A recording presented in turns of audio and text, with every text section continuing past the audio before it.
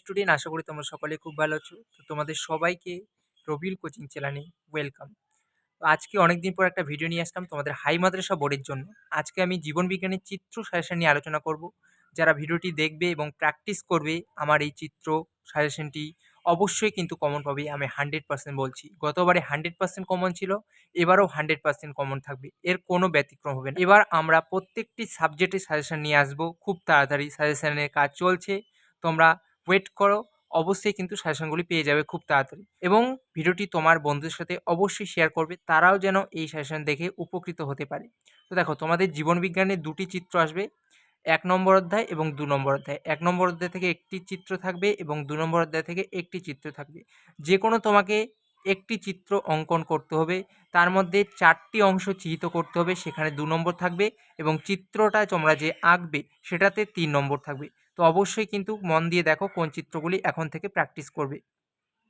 তো ১ নম্বর অধ্যায় থেকে যে চিত্রগুলি প্র্যাকটিস করবে সেটা হচ্ছে ১ নম্বর অধ্যায় জীবজগতে নিয়ন্ত্রণ ও সমন্বয়। এই অধ্যায় থেকে একটি চিত্র আসবে। তো ১ নম্বর চিত্র যেটা তোমরা প্র্যাকটিস করবে, আমি কিন্তু তোমাদের 100% লিখে দিব যে এখান থেকে চিত্র তোমরা কমন পাবেই, একদম 100%। এটা শিওর থাকো। তোমরা এখন থেকে খুব ভালো করে প্র্যাকটিস করো, টেস্ট পরীক্ষা এবং ফাইনাল পরীক্ষা উভয় কমন পেয়ে যাবে।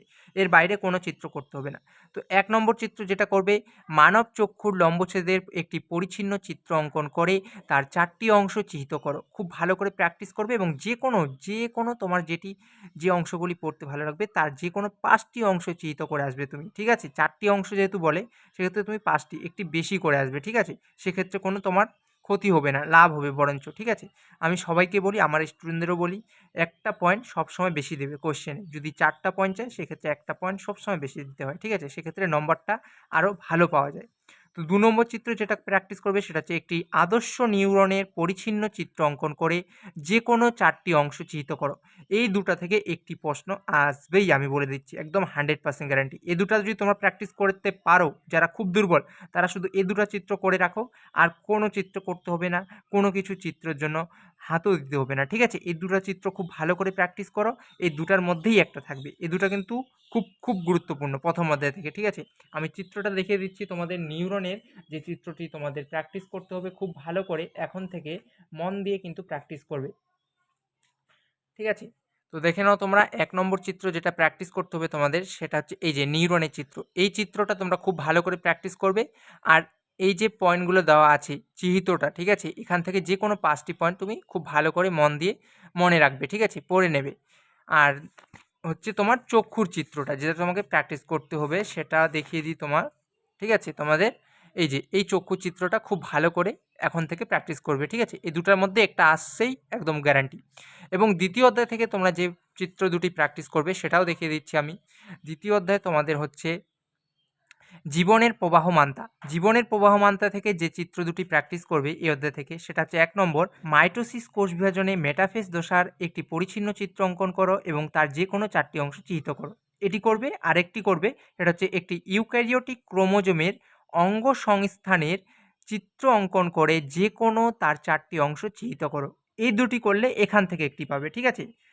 তো তোমরা যারা খুবই দুর্বল, তোমরা যে কোনো একটি অধ্যায় খুব ভালো করে করো। আমি বলবো তোমরা প্রথম অধ্যায় যেটা জীবজগতে নিয়ন্ত্রণ ও সমন্বয়, এই অধ্যায়টি থেকে মানুষের চোখের লম্বচ্ছেদের চিত্রটি এবং নিউরনের একটি আদর্শ নিউরনের চিত্র, কখনো কখনো কিন্তু স্নায়ুতন্ত্রও দিয়ে দেয় যে স্নায়ুতন্ত্রের চিত্র অঙ্কন করো। স্নায়ুতন্ত্র এবং আদর্শ নিউরন কিন্তু একই। ঠিক আছে? এটা কিন্তু মনে রাখতে হবে। অনেকেই স্টুডেন্ট দেখি আমি বুঝতে পারে না, হয় পরীক্ষায় নিউরন না দিয়ে চলে আসলো স্নায়ুতন্ত্র, তারা কোনোদিন নামই শুনেনি যে নিউরনের আরেকটি নাম হচ্ছে স্নায়ুতন্ত্র। ঠিক আছে? তো অবশ্যই কিন্তু খুব ভালো করে প্র্যাকটিস করবে এই ৪টি চিত্র।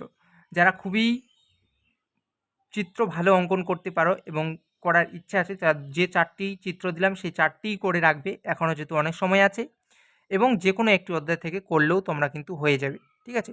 তো পরবর্তীতে আমরা আরও সাজেশন নিয়ে আসবো। তো দেখা হচ্ছে কোনো নেক্সট ভিডিওতে। সবাই ভালো থেকো, সুস্থ থেকো।